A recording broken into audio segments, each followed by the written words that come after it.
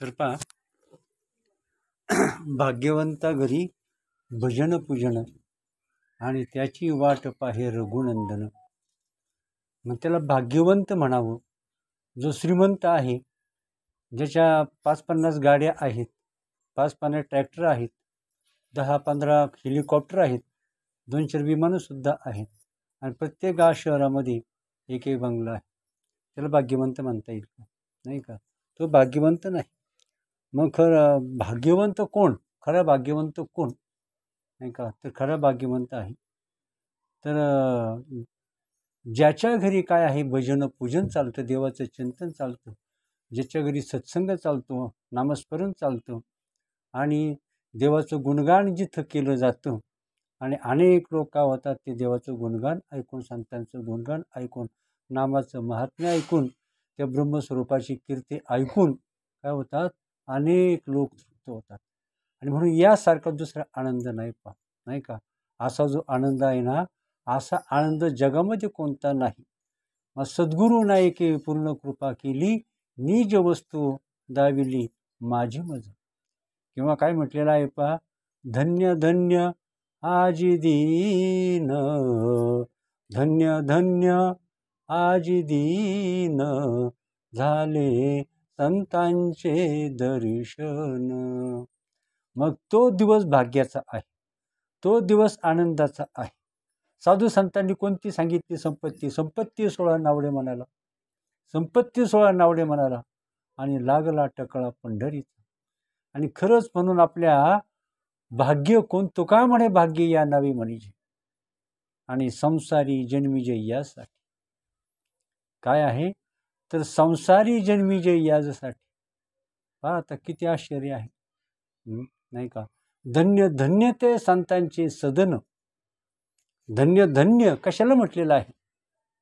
इथं आमदार असो, खासदार असो, मंत्री असो, कुणी असो, परंतु ते भाग्यवंत नाहीत. ते कोण आहेत? तर शेवटी त्यांच्या पदरामध्ये काय पडतं? आज ते विमानामध्ये फिरतात, आज बंगल्यामध्ये राहतात, परंतु उद्या खिंडरात राहावं लागेल, नाही का? पुढे राहावं लागेल, खिंडरात राहावं लागेल, नाही का?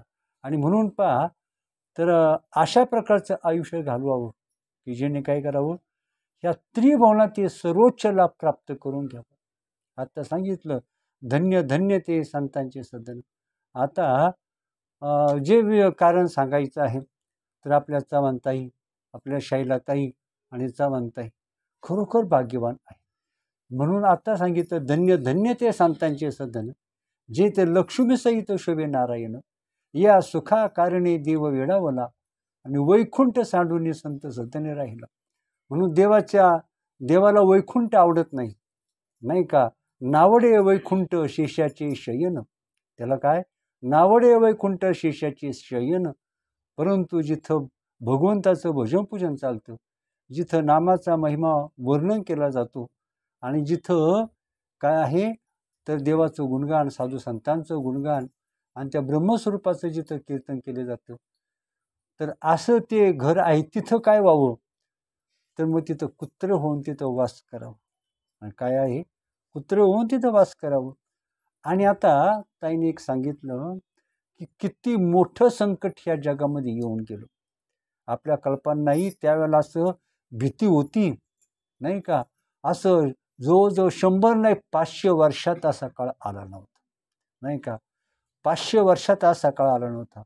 माणसाला माणसाजवळ माणूस जात नव्हतं, माणसाजवळ माणसाशी माणूस बोलत नव्हतं, नाही का? आणि किती प्रेमाचा जरी असला, पण आता किती मोठं आश्चर्य, अतिशय प्रेमाचा माणूस ज्यानं आपल्यासाठी जीवाचं रान केलं, रक्ताचं पाणी केलं, हाडाची काढ केली, तर त्याच्या मैतीला सुद्धा जाता आलं नाही, त्याचं अंतकाळी तोंड सुद्धा पाहता आलं नाही, नाही का? आणि म्हणून काळानं काय केलं तर आपल्यातून त्याला असं ओढून नेलं. आणि आता जे राहिले ते भाग्यवंत. या काळाच्या महाभयंकर हल्ल्यातून, काळाचा आपला विषय झाला होता का 2 वर्षाचा काळ पुढचा कठीण आहे, महत्वाचा आहे, नाही का? कधीपासून आपला विषय चालला होता, परंतु तो काळ आला आणि हे शब्दच बंद झाले. तो काळ आला आणि शब्द बंद झाले. परंतु कसं आहे आणि काय झालं त्या काळाने काय केलं, तर मोठमोठे असंख्य माणसं काय केलं, त्या काळानं काय केलं, आपल्या जबड्यामध्ये घेतलं, काळाच्या मुखामध्ये अनेक माणसं सापडली. आणि मग आता परमेश्वराच्या कृपेनं आपण वाचलो आपण, तर कशा परमेश्वराच्या कृपेनं आपण वाचलो हे माणसानं समजून घ्यावं, नाही का. घडोघडी काळ वाट याची पाहे, अजून किती आहे अवकाश, नाही का. तर घडोघडी काळ वाट याची पाहे, अजून किती अवकाश. हाच बोध काय करायचे, तर काय करायचं, हाच बोध आपण हृदयामध्ये घ्यायचा आहे, नाही का.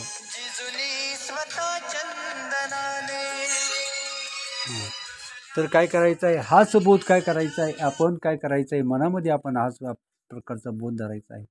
आणि म्हणून आता उरलेलं आयुष्य नवे नवे तसं पाहिलं तर या जगामध्ये उत्तम काय, आयुष्याचं सार्थक कशामध्ये, सर्वोत्तम साधन कोणतं, तर देवाचं नामस्मरण करणं, त्या आत्मज्ञानाची प्राप्ती करून घेणं. संपत्ती सोळा नावडे मनाला, ही संपत्ती नाही ती विपत्ती आहे, तो घात आहे तिथं त्या संपत्तीच्या ठिकाणी.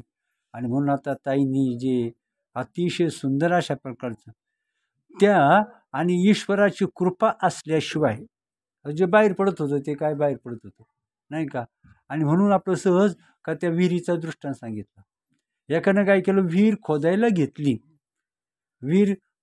घेतली आणि कशा करता, तर पाण्याकरता विहीर खोदायला घेतली. विहीर काय झालं, खोदता तिथं सोन्याची खाणच लागली, नाही का. पाणी तर नाही लागलं, पण तिथं काय झालं, सोन्याची खाणच लागली. एक दगड निघायचा तर तो सोन्याचीच चिरा, म्हणजे सोन्याचीच ते दगड होते. अनेक लोकांना कळलं, गव्हर्नमेंट तिथं आली आणि त्याच्यावरती बंदी घालायला लागली. त्या मालकानं उत्तर दिलं, तू कोण रे बंदी करणार, तुम्हाला जर माहीत होतं आतापर्यंत तुम्ही कुठं गेले होते, आत्तापर्यंत तुम्ही का नाही सुरुवात केली, नाही का. विहीर तुम्हाला माहीत होतं तर तुम्ही का नाही ह्या खाणीला सुरुवात केली, नाही का. आणि म्हणून कसं आहे, तर इथं तुमचा अधिकार नाही, ज्यांच्या कृपेनं आम्हाला ते मिळालेलं आहे, आमचा तो अधिकार आहे. मग अशा प्रकारे तर ही खाण, नाही का. दुसऱ्या एखाद्यानं काय केलं, पाण्याचा दुष्काळ पडला म्हणून विहीर खोदायला सुरुवात केली, तर त्या विहिरीला काय झालं, विहीर खोदता काय झालं, त्या विहिरीला पाणी लागलं, पण ते पाणी नव्हतं, ते अमृताचीच काय झालं, अमृताचीच तिथं काय झालं, तर अशा प्रकारचं अमृतानंच ती विहीर भरून गेली. आणि म्हणून हा परमार्थ इतका उत्तम आहे. आणि म्हणून दुसरं काहीच नको आपल्याला, दुसरं काहीच नको.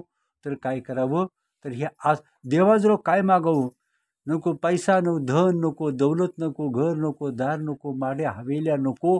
आणि जगाने आपल्याला चंदनाचे हार जरी घातले, सगळ्या जगाने आपल्या डोक्यावर जरी घेतलं, आपलं कौतुक केलं, आपली वारेमाप स्तुती केली, नाही का. आणि आपल्याला आपलं रोज हत्तीवर बसून आपली मिरवणूक जरी काढली, तरी शहाणी माणसं त्याच्याकडं तुच्छतेने पाहतात, नाही का. शहाणी माणसं काय करतात, तुच्छतेने पाहतात. मग उत्तम काय आहे, मला काहीच नको, तर हरिभजना विन काळ घालवू नको रे. हरिभजन सगळ्यामध्ये कसं आहे, गोड आहे. आता फक्त एक अतिशय महत्त्वाचा विचार सांगायचा, तर पहा आता कसं आहे, जग कसं आहे ते सांगायचं आहे. तर पहा की हा देह आहे आणि जीव आहे आणि परमात्मा आहे. 3 गोष्टी या जगामध्ये आहे. देह आहे, जग आहे आणि परमात्मा आहे. आता परमात्मा तर आनंदगण आहे, नाही का, अविनाशी आहे. त्यानंतर ज्याला आपण काय म्हणतो, अनंत अशा प्रकार, अनादि अनंत तो परमात्मा आहे. सुखाचा, ज्ञानाचा, आनंदाचा, सामर्थ्याचा, ऐश्वर्याचा, जिथं जन्म नाही, मृत्यू नाही, जिथं सुखदुःखाला वाव नाही, आणि जिथं आनंद ठेचून अशा प्रकारचा त्रैलोक्यात मावणार नाही एवढा आनंद आहे. असा तो परमात्मा, त्याचा प्रश्न नाही. आता राहिले देह आणि जग, नाही का. देह आहे किंवा आता देह म्हणजे सगळं जग चालू, विचार करा. आता या देहाला हजारो रोग आहेत, देहाला हजारो रोग आहे. देह चांगला आहे का, हा देह नाशिवंत, मळमूत्राचा बांधा, वरी चर्म घातले रे, कृमी कीटकाचा सांधा, रव दुर्गंधी रे, अमंगळ तिचा बांधा, स्मरे आणि म्हणून या शरीराच्या माग लावू नका. म्हणून स्मरे ते हरिहरा आणि शरण जाऊ गोविंदा. साधू संतांनी, शास्त्रांनी, महात्म्यांनी 4 वेद, 6 शास्त्र, 18 पुराणं या सगळ्यांचं सांगणं काय आहे तर त्या भगवंताला शरण जा, त्या भगवंताचं गुणगान गा, त्या भगवंताच्या चिंतनामध्ये आयुष्य घाला, नाही का. आणि आपल्याला काय करायचं आहे, साधू संतांच्या कृपेनं संसार करून आपल्याला उत्तम परमार्थ करायचा आहे आणि आपल्या आयुष्याचं आघात अशा प्रकारचं आपल्याला सार्थक करून घ्यायचं आहे. म्हणून शरीराला शरीर रोगाचे भांडार, शरीर कसे रोगाचे भांडार, शरीर दुःखाचे कोठार, शरीर दुर्गंधीचे थार आणि नाही अपवित्र शरीरा आईशी. शरीर चांगले का? शरीर रोगाचं भांडार, शरीर दुर्गंधीचे थार, नाही का. नाही अपवित्र शरीरा आईशी. शरीर अशा प्रकारचं आहे. शरीराला किती रोग आहेत? हजारो रोग आहेत. आणि म्हणून काय सांगितलं आहे, जगी सर्व सुखी असा कोण आहे, अरे विचारी मना तोच शोधून पाहिजे, नाही का. जगामध्ये राजा दुखिया, प्रजा दुखिया, सुखिया भयान कोण. त्रैलोक्यामध्ये सुखी कोणीच नाही. त्रैलोक्यामध्ये मरणाचं दुःख असतं, मरणाचं दुःख, नाही का. संसार दुःखमुळं चहूकडे इंगळ, विश्रांती नाही कोठे रात्रंदिवस तळमळ, हे जगाचं वर्णन आहे. म्हणून संतांचा महान उपदेश आहे, या देहाच्या बांधुडी न पुढीजे, सुखदुःखाच्या सागरी न बुडीजे. संतांनी किती मोलाचा उपदेश सांगितला. मेलो तरी चालेल, उपाशी राहिलो तरी चालेल, जगानं आपल्या कुत्र्यासारखे हाल केले तरी चालेल. किंवा पहा, विचार करा, जगानं आपल्याला डोक्यावर घेतलं, कोण कौतुक केलं आणि चंदनाचे हार घातले, नाही का, पण ते सगळं तुच्छ आणि व्यर्थ आहे. परंतु संतांच्या दारामध्ये आपण हाल कुत्र्यासारखं संतांच्या दारामध्ये आपण जर राहिलो तरी पण त्याच्या आनंदाला माप नाही, त्याच्या आनंदाला तोटा नाही, नाही का. म्हणून आता काय सांगितलं, या देहाच्या बांधोडी न पुढीजी. साधू संतांचा गहन उपदेश आहे, महान उपदेश आहे. संतांचा उपदेश ऐकलं की तिथं देवसुद्धा नतमस्तक होतो, जो संतांच्या उपदेशाप्रमाणे चालतो. तर त्याचा शब्द देव मोडीत नाही, नाही का. आणि त्याची सेवा काय करावी लागते, त्याची सेवा नाथ महाराजांनी श्री गुरूंची सेवा केली होती ना. आणि सेवा वरवरची नाही, नाटके नाही, ढोंगी नाही, शो नाही, अंतःकरणपूर्वक नाथ महाराजांनी जनार्दन स्वामींची सेवा केली. तर त्यातूनच त्या सेवेतून काय उतराई व्हावे कवन्या गुणे, जन्मा नाही येणे ऐसे केले, नाही का. केले उपकार सांगू मी काय, बाप न करी ऐशे माय, धर्मे त्यांच्या देखिले पाय, दिले अभय अक्षय दान गा. त्यांनी काय केलं, अभय दिलं. अरे बापरे, आपला अर्थ कळत नाही, बुद्धी बोथड झाली, बुद्धी मॅड झाली. या विषयांनी, या संसाराने, घरदार, पैशा अडक्याने, मोठेपणाने बुद्धी पार काय झालेली आहे, पार दगडासारखी कठीण आणि मॅड झालेली आहे. त्या बुद्धीला काय अक्कलच चालत नाही, समजतच नाही, कळतच नाही, दगडासारखी ती बुद्धी झाली, नाही का. आणि म्हणून आता मी हे एवढं कशा करता सांगितलं, या देहाच्या बांधोडे न पडीजे, सुखदुःखाच्या सागरी न बुडीजे, सुखे सुखात्मका होईजे माझी अंगा, नाही का. आणि म्हणून काय करायचं आहे, साधू संतांचं आपल्याला त्यांचा विचार सांगितला. पण आता मी जे सांगत होतो ते आता महत्त्वाचं आहे, जेवढ्यासाठी हे सांगायला घेतलं. देहाला हजारो रोग आहेत.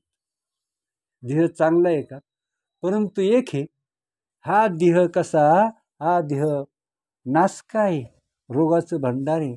परंतु शरीर उत्तम चांगले, शरीर सुखाचे गोसले, शरीर वय साध्य केले, शरीर साधले परब्रह्म. शरीर अतिशय घाणेरडं, दुःखाचं रोगाचं कोठार. माणूस आता एखादा माणूस काय होतो की रस्त्यावर पडू द्या, मरून रस्त्यावर पडू द्या, 4 दिवस जाऊ द्या, आपला घरातला जरी कोणी असला, आपलाच मरून पडला, 4 दिवस झाले रस्त्यावर, तर नाक दाबून सुद्धा जवळ उभं राहायची इच्छा होत नाही. इतकी घाण सुटते, इतकी दुर्गंधी सुटते आणि ते शरीराकडं पाहत नाही, इतकं ते विद्रूप शरीर दिसतं. नाही का. ज्या देहाची त्या माणसाची जगानं काय केलं, त्याला डोक्यावर घेतलं, त्याची काय केलं, त्याचा इतकं मोठेपण त्याला दिलं, इतका मान सन्मान केला, इतका आदर त्याचा केला, इतकं त्याच्यावर आपल्या जीवाची लाखोली वाहिली. परंतु देहाची किंमत कधी कळते, तो मेल्यानंतर तो जेव्हा रस्त्यावर पडतो तेव्हा कसा दिसतो पहा. त्याच्याकडं पाहण्याची सोय नाही, त्याच्या जवळ जाण्याची सोय नाही, त्याला जवळ घेण्याची सोय नाही, आणि तो काही कामाचा नाही. ते काय आहे आता, किड्याचं रोगाचं बदकं तरी बरं, इतकं घाणेरडी स्थिती आहे, नाही का. मग या शरीराची ही दशा. आत्मा तो येत ऐसा, नित्य सिद्ध अपैसा अनादिपणे, नाही का. आणि म्हणून तर आत्मा किती आहे पवित्र, स्वच्छ, आनंद घन, अविनाशी. आत्म्याचा आत्म्यावर कोणी हे करू शकतो? आत्म्याच्या केसाला कोणी धक्का लावू शकतो? आत्म्याचा आनंद कणभर कोणी कमी करू शकतो? आत्म्याचं ऐश्वर कोणी हिरावून घेऊ शकतो? त्याची कोणी बरोबरी करू शकत नाही आत्म्याशी. त्रिभुवनात तोच परमात्मा काय करतो, आनंद कोटी ब्रह्मांडाचे काय करतो, एका क्षणात आईचे नाही करून टाकतो, एका क्षणात आईचं नाहीच करतो. परंतु श्री हरींची कृपा जर झाली, हरींची कृपा जरी झाली, तरी तो मरणासन्न जरी असला, महाभयंकर दुःखाने पेडलेला जरी असला, तरी त्याला सुखाच्या सागरात त्याचं वास्तव्य होतं, नाही का. आता तोच विषय सांगतोय, हा देह असा आहे. आता देहाचं एवढं वर्णन केलं, म्हणून या देहानं काय करायचं, या देहाची एकच गोष्ट चांगली आहे. शहाण्या माणसानं काय करावं, फक्त आत्मचिंतन करावं, नाही का. आणि दुसरे मज नाही आता, निमलिया चित्तापासून या, नाही का. आणि म्हणून आल्यानं संसारा उठावी ग करा, शिरण जा उदारा पांडुरंगा. देह ये काळाचे, धन कुबेराचे, येथे मनुष्याचे काय आहे, येथे तुझे काहीच नाही. बुडला आहेस काय, चुकून आलाशी जाई जेथेच्या ते. तू ईश्वरापासूनही झालाशी, परी त्याशी चुकलाशी. आणि म्हणून हे भयंकर दुःख भोगतो उत्कटपणे, महाभयंकर दुःख भोगतो, नाही का. आणि किती इतकं दुःख त्या दुःखाला माप नाही, कोट्यावधी वर्ष नाही, कल्प दुःख भोगतो, नाही का. त्या दुःखाचं काय वर्णन करावं, कोणी वर्णन करावं. ते दुःख कसं असतं, एखाद्या माणसाला अग्नीमध्ये उभं करावं, अग्नीमध्ये उभं करावं, आणि मग जे दुःख असतं, त्या वेदना असतात, जगातल्या वेदना त्या तशा असतात. अग्नीमध्ये उभे राहिलेल्या माणसाला वेदना विचारा, तसं ह्या जगामध्ये जगणं आणि वास्तव्य करणं आहे. म्हणून शहाणी माणसं अजिबात ह्या कशा आहे. आणि म्हणून परमभाग्याने, खूप मोठ्या पुण्याईनं, खूप मोठ्या ईश्वराच्या कृपेनं जन्मजन्मी आम्ही बहुपुण्य केले, आणि तेव्हा या विठ्ठलाची कृपा केली. आणि म्हणून विठ्ठलाची कृपा हे स्त्रीभवनातलं अत्युच्च अशा प्रकारचं तत्व आहे, महान गोष्ट आहे ईश्वराची कृपा. आणि म्हणून धन धान्य सगळं तुच्छ, त्रैलोक्याचं राज्य तुच्छ, त्रैलोक्याचं राज्य तुच्छ, स्वर्ग तुच्छ, हजारो कोटींची संपत्ती, मालमत्ता ही कुत्र्याच्या डुकराच्या विष्ठेसारखी आहे. जगानं दिलेला मोठमोठा मान सन्मान हा सुद्धा कुत्र्याच्या ताज्या वांतीसारखा आहे. आणि म्हणून त्याला अशा प्रकारची इतकी तत्पर, इतकी अतिशय विचारी बुद्धी त्याला प्राप्त होते, का तो काय करतो, की अशा अफाट अशा वैभवाला, सुखाला प्राप्त होतो. आता हे देहाचं सांगितलं. आता दुसरी गोष्ट जीवाचं. देहाला एवढे रोग आहे, आणि जीवाला एकच रोग आहे. जीवाला किती रोग आहे, एकच रोग आहे, आणि तो रोग आहे भवरोग. देहाला हजारो रोग, जीवाला एकच रोग, भवरोग. परंतु हा भवरोग असा आहे, हजारो नाही, देहाची लाखो दुःख परवडली, पण एक भवरोग परवडत नाही. इथं किडनी फेल झाली की माणूस हाय हाय करतो. त्यानंतर हृदयाला काही जर समजा काही अटॅक आला थोडासा, तरी माणूस हाय हाय करतो. जर समजा काही ॲक्सिडेंट झाला, ते माणूस काय करतो, हाय हाय करतो, या दुःखाला माप नाही. अहो जगात कोणती गोष्ट सुखाची आहे? मृत्यूलोकी सुखाची काणी ऐकायची ना कवनाच्या शास्त्रामध्ये, नाही का? सगळ्या शास्त्रांनी, सगळ्या संतांनी हे महान तत्व सांगितलं, जग म्हणजे दुःख. परंतु एक आहे, या जगात राहून काय करायचं आहे, तर आत्मस्वरूपाची कास धरायची आहे, नाही का? आणि मग देह आणि जग वाईट नाही. जे या जगात नुसतं उड्या मारतात, विषय सुखासाठी, स्वार्थासाठी जगतात, मोठेपणाला बळी पडतात, ते काय आहेत, तर महाभयंकर दुःखाला प्राप्त होतात. परंतु या जगात राहून जे काय करतात, आत्मचिंतन करतात, श्रीहरींना शरण जातात, साधू संतांची सेवा करतात आणि ते आत्मज्ञानाला वाहून घेतात, तर तिथं मात्र दुःखाला स्थान नाही, दुःख तिथे शिरकाव करू शकत नाही. म्हणून एक रोग जीवाचा आहे भवरोग, नाही का? आणि तो भवरोग कशानेही ह्या एका रोगानं, एका जीवाच्या एका रोगानं या शरीराला हजारो रोग आणि अनेक देह घ्यावे लागतात. तिथं कोट्यावधी रोग आणि दुःखाने त्याला सामोरं जावं लागतं. म्हणून माणसानं शरीराचे रोग घालवण्यासाठी लाखो रुपये तो ओततो आणि हजारो प्रकारचे प्रयत्न करतो. परंतु दुर्दैवाची आणि मूर्खपणाची गोष्ट अशी का महाभयंकर असा भवरोग घालवण्यासाठी या जगात कोणीही प्रयत्न करीत नाही. अत्यंत बुद्धिमान, विचारवंत, भाग्यवान, शहाणा असा कोण आहे, तर जो भवरोग घालवण्यासाठी साधू संतांना शरण जातो. याशी उपाय एकच, हा भवरोग घालण्याचा उपाय एकच, फक्त काय आहे, त्यांना शरण गेलो, फक्त त्यांना शरण जा. काही करू नका, संत संग झाला, काही करू नका, नाही का? आणि नुसत्या कृपा कटाक्षी न्यायले आपल्यापदी बैसविले, नाही का? आणि म्हणून नुसत्या त्यांच्या कृपा कटाक्ष नाही, एका क्षणामध्ये त्या काय करतात, तर सगळं दुःखाचा नाश काय होतो. तिथं जसं काय आहे का सूर्य उगवला का तो सगळ्या अंधकाराचा नाश करतो. मग त्या सत्संगात हरी उच्चार आणि अनंत पापराशी जातील लय शिक्षण मात्र, एका क्षणामध्ये पापाच्या राशीच्या राशी नष्ट होतात. हे सत्संगाचं सामर्थ्य आहे, नाही का? आणि म्हणून काय आहे, तर रामकृष्ण उच्चार अनंत राशीत पण पापाचे कळपच्या कळप पुढे पळतात. अहो देवाचं नाम घेतलं तर पाप तिथं राहत नाही. आणि दुःखाचं कारण पाप आहे आणि दुःखाचं कारण पाप आहे आणि सुखाचं कारण पुण्य आहे. हरीचं नाम घेतलं का पुण्याच्या राशीच्या राशी निर्माण होतात आणि हरीच्या नामाचं विस्मरण हेच सगळ्यात मोठं पाप, नाही का? आणि म्हणून बाबा सांगायचे, असे पापी आहेत ती. पापी कोण आहेत? कोण पापी? जो देवाचं चिंतन करत नाही, जो आत्मस्वरूपाला प्राप्त होण्यासाठी, आत्मज्ञानाच्या प्राप्तीसाठी धडपड करीत नाही, तर तो मूर्ख आणि तो पापी आहे. आणि म्हणून निपुत्रिकाचे तोंड सुद्धा पाहू नये, अशी भारतीय संस्कृती आहे. काय? निपुत्रिकाचे तोंड पाहू नये. मग निपुत्रिक कोण आहे? ज्याला पुत्र नाही त्याला निपुत्रिक नाही म्हटलेलं आहे.